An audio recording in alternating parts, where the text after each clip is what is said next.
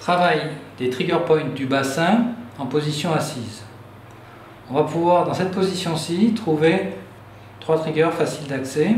Le muscle pyramidal, symétrique des deux côtés, va du sacrum au trochanter et suit cette direction oblique vers le bas.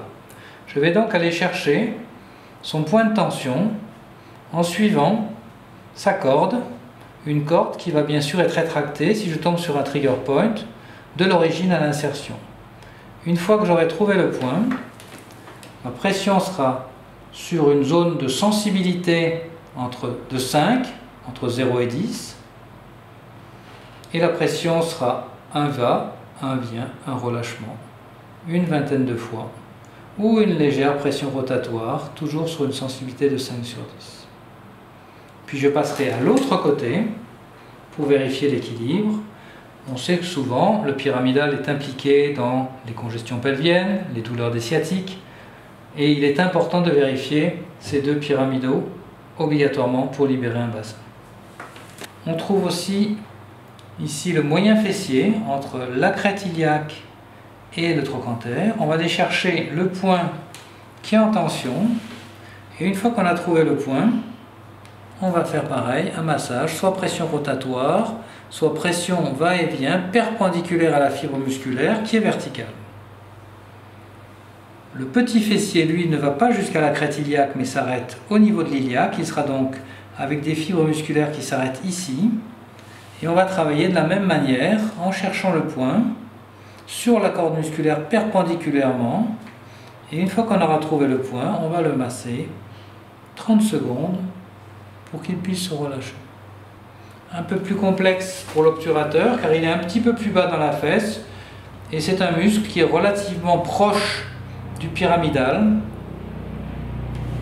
On cherchera un petit peu plus bas de chaque côté du sacrum. Chaque trigger point a bien sûr sa contrepartie de l'autre côté.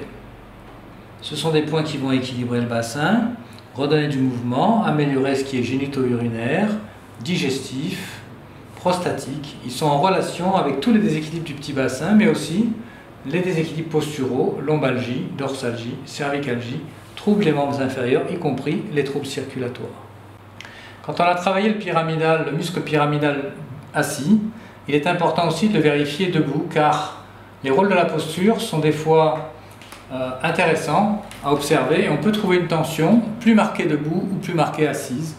C'est un peu les lésions qu'on appellerait en extension ou en flexion, des gens qui sont améliorés plutôt assis ou d'autres qui sont améliorés plutôt en marchant. Et on va faire la même chose, je rappelle toujours que ce muscle est oblique du sacrum vers le trochanter. On va aller chercher le point de tension, je vais bloquer devant, et puis je vais chercher la petite corde musculaire, et quand je serai dessus, eh bien, je vais faire un massage de relâchement au fur et à mesure qui permet une détente de ce muscle dans la position verticale. Et bien sûr, je pourrais chercher de la même manière le moyen fessier et le petit fessier latéralement pour voir s'ils répondent tous les deux. Et dans cette position-ci, je peux voir l'ensemble du bassin qui me permet de voir la latéralité et l'équilibre des fessiers.